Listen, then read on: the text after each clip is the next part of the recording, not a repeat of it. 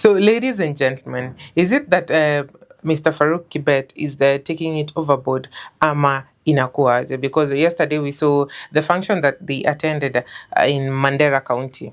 Tunaona ya kwamba there was a bit of wrangles between him and the leaders over there. Without further ado, let's get into our conversation today. My name is Salia Tatieno, and this is the Kenya Today TV. And my name is Ojwang Odero. Okay. Yes, I'm happy to be here. This is Kenya Today TV. Yes. That's nice. Yes. So tunaona Mr. FAROUK KIBET yesterday amepewa onyo kali. Naona ya kwamba yani anakumbushwa huko si Nairobi.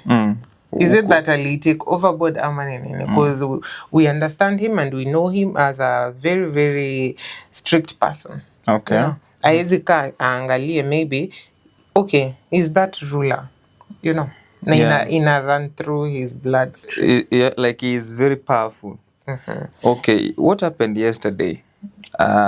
It was very unfortunate. The governor of Mandera is an elected person, an elected individual within, is the head of the county government of Mandera.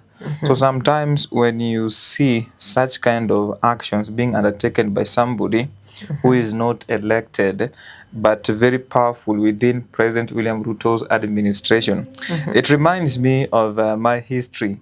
Like those who are older than me, some of them would say that in 1990s and 1980s, there used to be a very powerful politician from Rift Valley region, that is the late Nicholas Biwott, total man.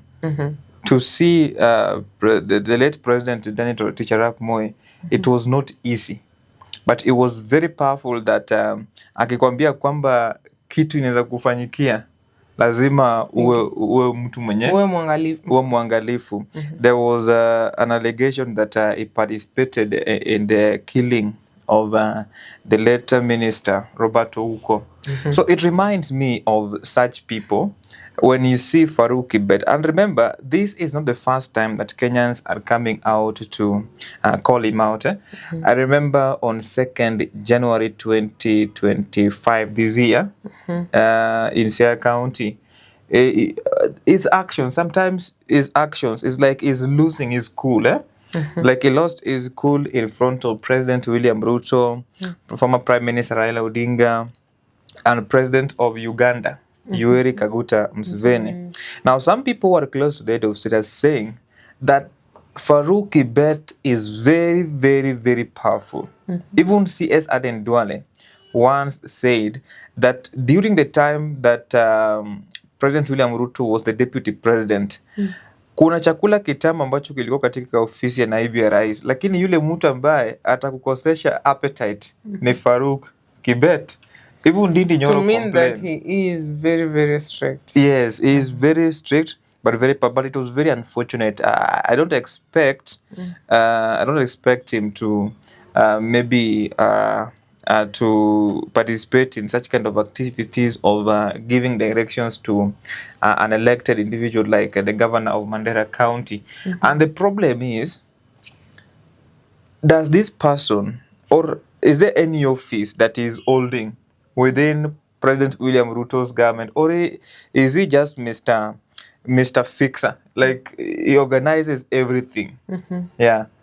And the people are saying that even right now as we speak, even the former deputy president Rigathi Gachagua complained that there's somebody, I don't know whether he meant FAROUK KIBET or who was that close to President William Ruto, who called him to lecture him that why didn't you defend the government when Senator Onyonka was destroying President William Ruto's administration over Social Health Authority and Adani. So FAROUK KIBET, to be honest, he is very powerful.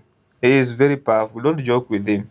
So what do you think will happen after that ordeal that occurred yesterday?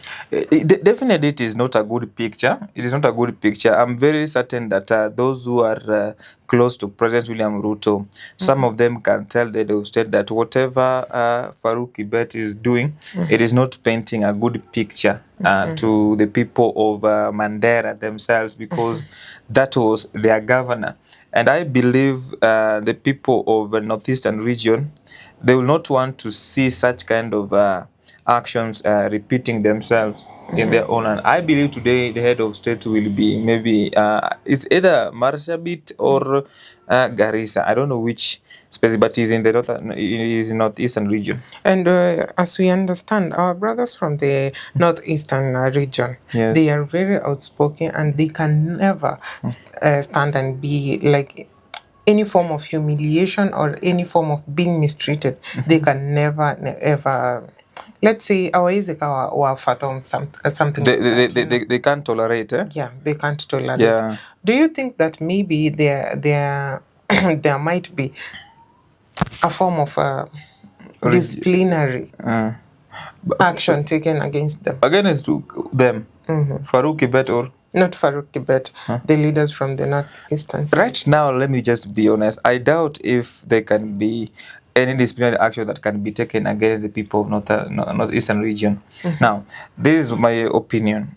President William Ruto's administration, it is very vulnerable. In fact, for him to secure a second term in 2027, it is not going to be a walk in the park for him, despite the fact that there are people who are saying that the northeastern region, they don't have numbers. But what we have to understand, they are Kenyans, right?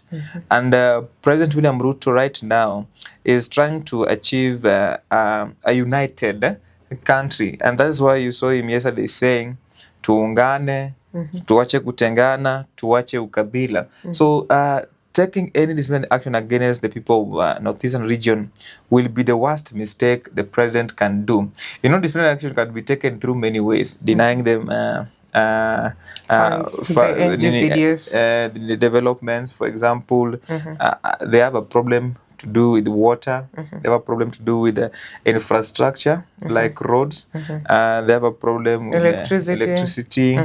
They don't have they have so insecurity is also there. Remember, there are Mandera chiefs who were abducted by Al-Shabaab, and the head of state said very well that he will deal with them accordingly. Yeah, he will deal with them. So right now, I can't lie. The head of state cannot alienate the people of northeastern region. It is even against the constitution. We must be united. It is against the constitution, yes, but yes. You understand. Let me ask you. Ask me. Why do you think people were being abducted? What were they trying to achieve by the abductions? When the Al-Shabaab abducted those chiefs, or no, in Kenya? No, there isn't Gen Z abductions. Oh, okay. I can't sit what here. What were they trying to achieve? I can't sit here to glorify abductions. Abductions is not something that we can glorify. Number one, the problem is that the head of state is not taking this matter seriously. He said in Homa Bay that abductions will stop, right? Stop. Must stop. Then after that, there were people who were abducted, including some foreign media practitioners. Some of them abducted and later released.